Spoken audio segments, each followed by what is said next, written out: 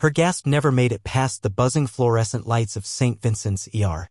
1 second, Maya Brooks, an award-winning black journalist with a pain so sharp it blurred her vision, pressed both hands to her abdomen. The next, she was staring at the backs of hurried nurses who seemed to look straight through her. A clipboard slammed. A monitor beeped. Yet no one asked her name, no one rolled a gurney. Judging eyes flicked over her braided hair and faded hoodie, then moved on. Across town, a private helicopter sliced through the night sky. Inside, Aaron Brooks, tech magnate, philanthropist, Forbes-listed billionaire, watched his phone screen as Maya's unanswered texts stacked like red flags. The GPS dot that marked his wife had stopped moving at St. Vincent's 35 minutes ago. He whispered something to the pilot, jaw clenched so tight it whitened his beard. Back at the hospital, Maya's breaths grew shallow. She forced herself to the intake desk, but the receptionist lifted a manicured hand without looking up. "Take a seat, ma'am, we'll call you." Behind Maya, a moaning teenager on a stretcher was wheeled past and admitted instantly. Cameras in the ceiling recorded everything. Still, the neglect felt invisible, and everyday bias hidden beneath sterile white walls. Then the automatic doors burst open. Security radios crackled. A hush fell over the waiting room as Aaron strode in, tailored suit contrasting the antiseptic glare. 5 suited bodyguards fanned out. The charge nurse recognized him and froze. Phone screens lit up as staff scrambled, suddenly aware that the woman coughing blood into her sleeve was married to a man whose net worth could fund the hospital 10 times over. Aaron's voice was calm, but every syllable carried the weight of boardrooms and buyouts. "My wife needs immediate care," he said. "Or this institution will learn what negligence truly costs." The chief administrator, summoned from an upstairs office, arrived breathless. An unscheduled VIP storm had just landed in his lobby. Outside, storm clouds pressed against the hospital roof. Yet even billion-dollar muscle can't reverse internal bleeding already set in motion. As orderlies finally wheel Maya toward surgery, alarms shriek from inside the trauma bay, machines detecting something no money can silence. Aaron grips the doorway, powerless at last, while a doctor shouts for O-negative blood. And somewhere between those frantic shouts, a single terrifying thought hangs in the sterile air. Did they start helping too late? Aaron's eyes darted from the crimson-stained gauze on Maya's side to the frantic rhythm dancing across her heart monitor.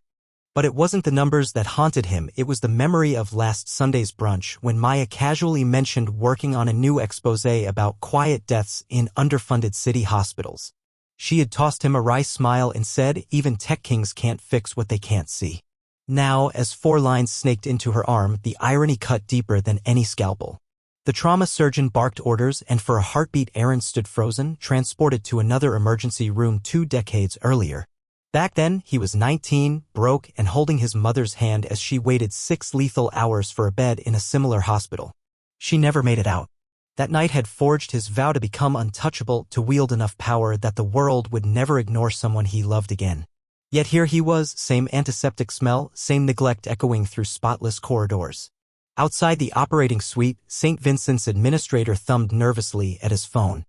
In the background, a junior nurse whispered about Maya's viral op-ed on racial bias in emergency medicine and the trending hashtag listen to her pain. Staff who'd scrolled past that article on their lunch break now felt its weight pressing against their scrubs. Meanwhile, Detective Lena Ortiz arrived to investigate an unrelated assault case but paused at the commotion. She recognized Aaron instantly. His face had lit up a dozen charity galas she'd been hired to secure. Sensing something off, she lingered near the nurse's station, ears open. She overheard the charge nurse mutter that Maya had checked in just a stomach bug on the triage sheet, a dangerous underclassification that saved the ER statistically but cost patients crucial minutes. Lena scribbled it down. Hospitals changed stories when billionaires began asking questions. Inside surgery prep, Maya floated between consciousness and fever dreams. In one vision, she saw her late grandmother, a Mississippi midwife who once whispered, "The world won't always see you, baby, so make it look." Those words fueled every article she'd ever written, including the draft waiting on her laptop, an investigation that named St. Vincent's among the city's worst for implicit bias in pain assessment. She had planned to publish next week. Back in the hallway, Aaron's CTO, Jamal, arrived with a sleek laptop and a satellite uplink. They could blast any incriminating footage to every news outlet in seconds if they could retrieve it. Security tried to bar them from the surveillance room, but one look at Aaron's stern profile made badges suddenly optional. Yet even as digital armories assembled, the surgeon emerged, mask smeared with perspiration. We stabilized her, he said, for now. For now, the two most fragile words in the English language. There had been unexpected complications, he added, perhaps because we lost precious time at intake. Aaron's pulse hammered. Lawsuits, media firestorms, he had launched them all before. But standing outside the OR, he realized brute force couldn't erase the minutes Maya had spent unseen. Behind the closed doors, a monitor beeped steady but weak. In the waiting area, Detective Ortiz dialed internal affairs. And miles away, an editor opened Maya's email, finding the unfinished article that might ruin St. Vincent's before sunrise. The night held its breath, strung tight between billion-dollar vengeance and a single fragile heartbeat. Aaron's phone vibrated with a push alert. Hashtag listen to her pain tops 1 million mentions just as the doors sealed behind the surgeon. The tweet flooding every screen came from Maya's own account, scheduled for release if she failed to check in by midnight. It linked to her unfinished exposé and a trove of sealed patient interviews. Aaron hadn't known about the dead man switch. The realization that his wife prepared for her own silencing hit harder than any threat he could issue. Downstairs, the hospital's risk and compliance office hummed with frantic whispers. PR Chief Lila Tem pulled up the tweet, eyes widening. If that story sticks, every malpractice suit from the last decade gets retried, she warned the hospital's general counsel, Victor Hale, who was already scrubbing digital logs. His cursor hovered over Maya's intake timestamp, tempting him to shave off the damning 35-minute gap.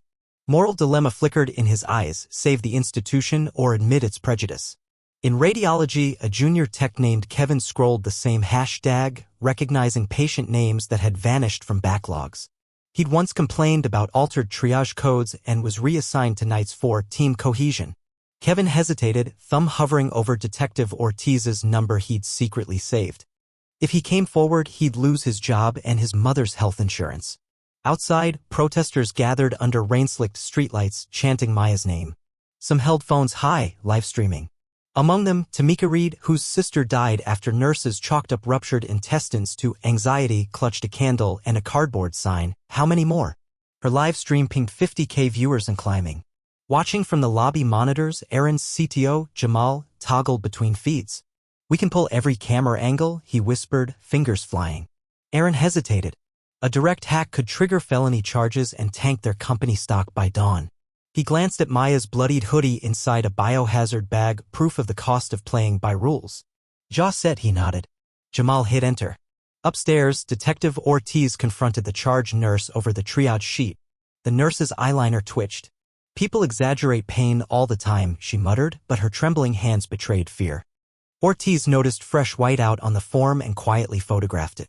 Just then, an orderly rushed past shouting, "Code red blood bank glitch."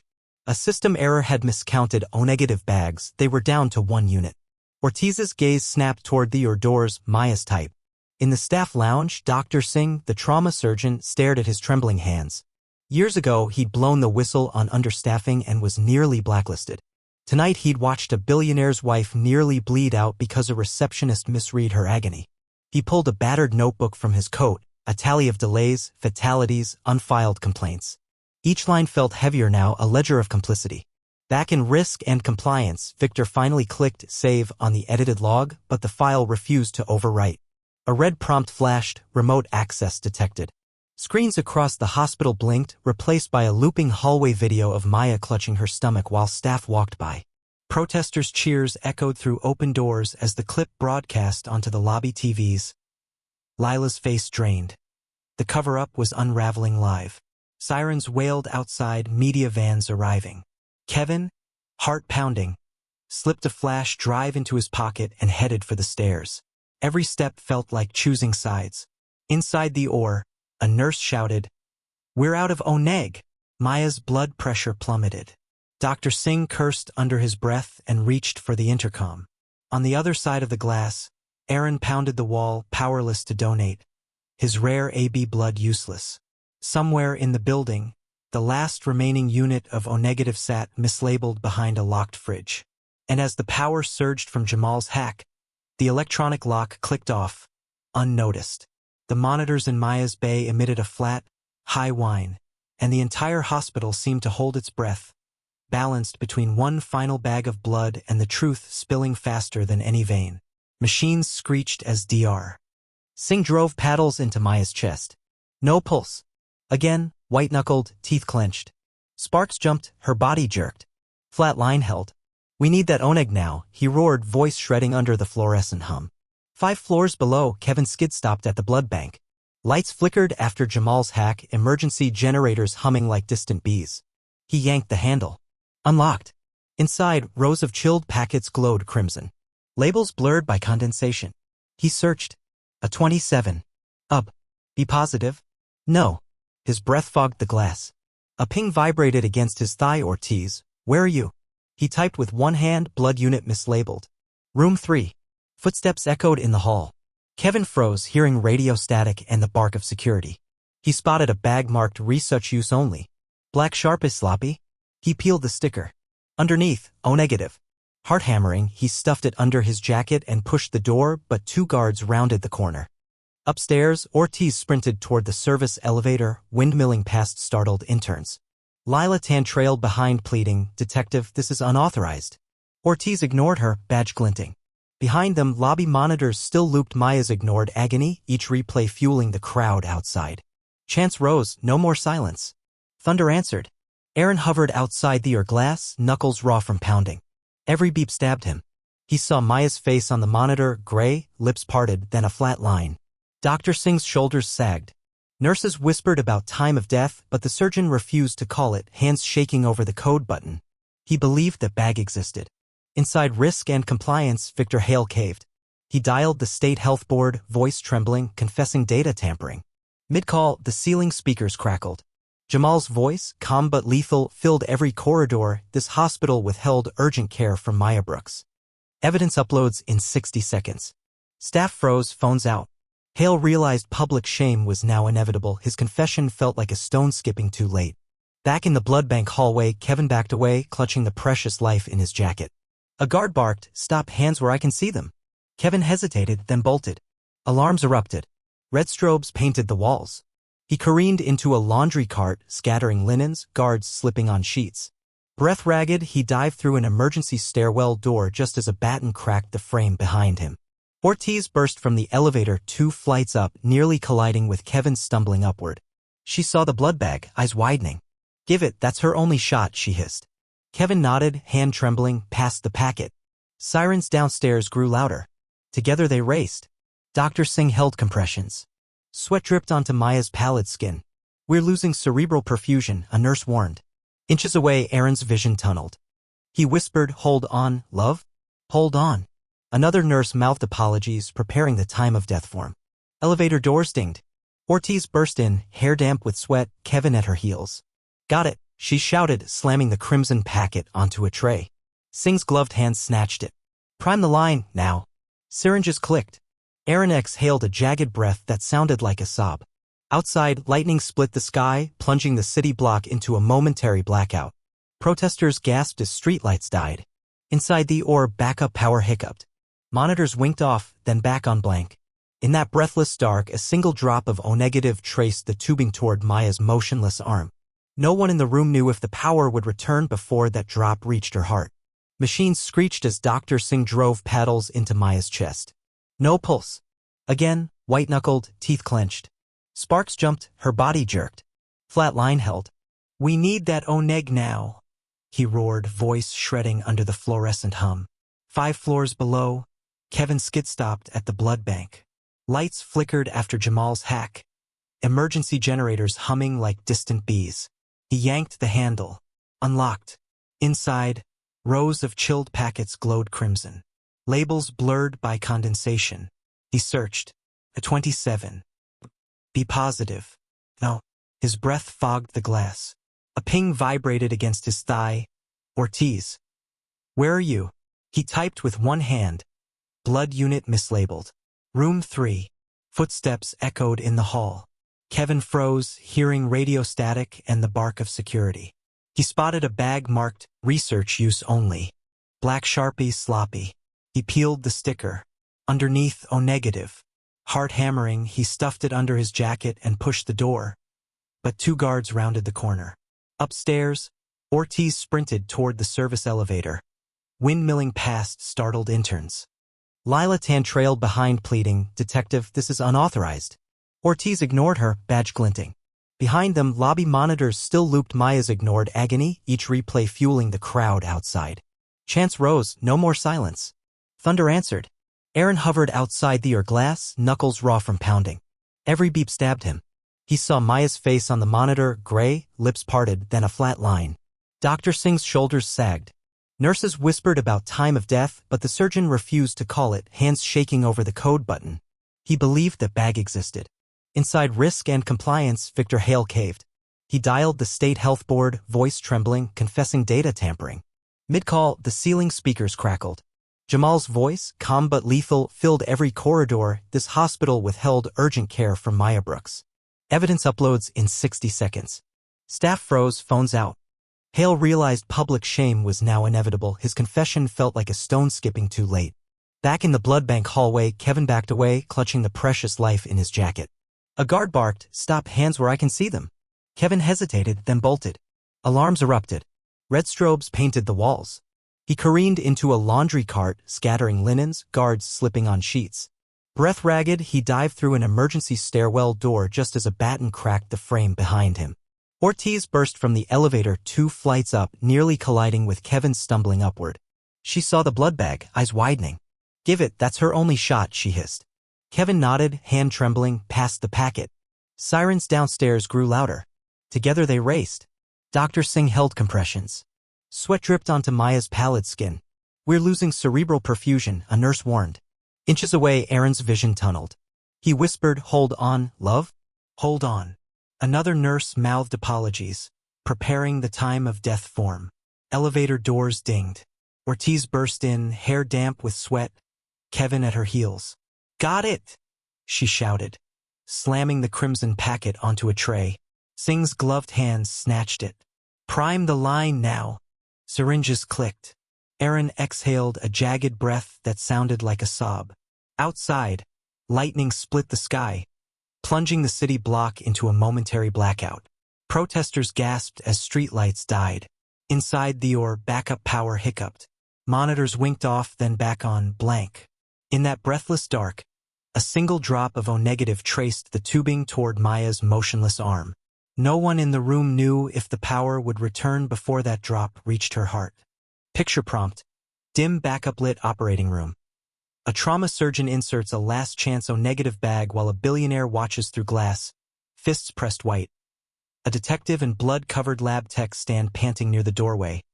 Overhead lights flicker, monitors blank, storm lightning flashing through a window. Everything frozen on the brink of life or death.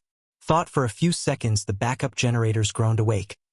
Pale green numbers trembled back onto Maya's monitor, then spiked red. Alarms howled. Her heart rate shot past 180, ragged and chaotic. Inside the doorway, Kevin's face collapsed. "That bag. It's from the off-site freezer," he blurted. "Those units were flagged for bacterial contamination." Ortiz's eyes narrowed. "You said mislabeled, not contaminated." Kevin shook, guilt flooding every syllable. "Compliance made us hide the shortage. They paid overtime to slap research use only stickers on expired stock so audits wouldn't catch it. I left the stickers, thought nobody would touch them. I never meant." Dr. Singh's head jerked up. "Contamination? Pull the line." Nurses scrambled, yanking tubing as Maya convulsed. A sickly maroon swirl clouded the 4-chamber, evidence of sepsis blooming in real time. Through the glass, Aaron slammed his palm. "What's happening?" "Possible septic shock," Singh shouted. "We need broad-spectrum antibiotics and a clean ONEG unit now." Jamal spotted the data cascade. "They're nuking the system," he muttered. He pivoted to Aaron. "We lose everything, including proof Maya was ignored, unless we cut their fiber line." Aaron's fists curled. Cutting the hospital's main link would take the entire digital chart system offline. Every patient upstairs depended on it. Vengeance or lives? Crosscut, Detective Ortiz wrestled a confession from Kevin, recording on her body cam. "Who signed the contamination bypass?" she pressed. Kevin croaked, "Victor and Dr. Singh." Shock crackled in the air. Singh had just risked his license to save Maya, yet months earlier he'd signed off on the research freezer scheme to keep surgeries running during budget cuts. The surgeon paused, eyes haunted. "I thought they were only a few days past expiration, never contaminated," he whispered. Betrayal folded in on itself. Maya's pulse crashed again. Singh started manual compressions, voice cracking. She's going into DC, we're losing clotting. He looked straight at Aaron. We need fresh whole blood, universal donor. You can't give, but his gaze shifted to Kevin. Type O negative. Kevin froze. Needles terrified him. Childhood hemophilia screenings still haunted his veins. Fear battled conscience in his widening eyes. Jamal, still at the console, shouted, fiber wipe at 90%. Aaron spun, decision slicing him open. Shut it down, he ordered. Jamal hesitated. We'll delete neonatal charts, chemo schedules, do it, Aaron barked, people can be re-entered. My wife cannot be replaced. Jamal yanked the server rack breaker, screens across the hospital guttered to black, digital silence for 60 seconds of analog chaos. Kevin stepped forward, voice thin. I'll donate. Ortiz gripped his shoulder. Redeem yourself. They sprinted toward lab draw just as generator sputtered, threatening to stall. In a darkened corridor, Lila 10 slipped through a loading dock, suitcase in hand. Sirens wailed outside, state troopers arriving, but she vanished into the storm, taking the last unwiped backup drive with her. Back upstairs, Singh inserted the collection needle. Kevin squeezed his eyes shut, blood coursing into the bag as every hallway light flickered, each pulse counting down to whether redemption could outrun infection. Kevin's blood warmed as it coursed through Maya's veins, chasing the poison batch like sunrise flooding a dark street. Dr. Singh watched the heart monitor climb, 40, 58, 72. The flat tone fractured into a stuttering rhythm. Sinus, a nurse cried. Around the table, a collective breath broke into ragged relief. But sepsis is sly. Fever spiked, pressure dipped. Singh hung broad-spectrum antibiotics, praying they'd outpace the bacteria. Aaron gripped the rail, knuckles bloodless. He had cut the hospital's fiber link. Every patient chart was now paper scraps. Chaos echoed down the halls, yet here, in this 12-foot square, a single life narrowed the universe. Minutes dragged. Alarms softened. Maya's pulse steadied at 86. Color crept into her cheeks. Singh leaned back, tears tracking his mask. She's stable, he whispered, half amazed the words still existed. In the corridor, Detective Ortiz cuffed Victor Hale, reading charges of evidence tampering. Kevin, arm-bandaged, watched as guards wheeled away the hacked servers, crime scene tags fluttering like white flags. Protesters outside erupted when news flashed that arrests had begun. Aaron exhaled, but relief soured into dread as Jamal scanned the wipe drives. They're gone, every triage record, treatment note, surveillance backup. We saved your wife, but the proof of neglect is dust. Aaron's victory felt hollow. Without evidence, the hospital might spin the narrative, an unfortunate complication, a rush to heroics. Down on the loading dock, my expose traces it back to a startup your venture fund acquired last year, Healogics. The word struck like cold steel. Aaron's mind sprinted. Quarterly reports, a casual signature, profits praised for, efficiency gains. He had financed the very tool that almost killed his wife. Shock hollowed his chest. I didn't know, he breathed. Maya squeezed his fingers. Now you do. Fix it. Outside, media trucks rolled as authorities confirmed the algorithm's suspension pending federal review. Stocks for Healogics opened in freefall, investors fleeing a tainted miracle of data-driven medicine. Back in the room, Kevin entered, carrying a small gift, a spiral notebook, the tally Dr. Singh had kept of every delayed treatment. For your article, he said quietly.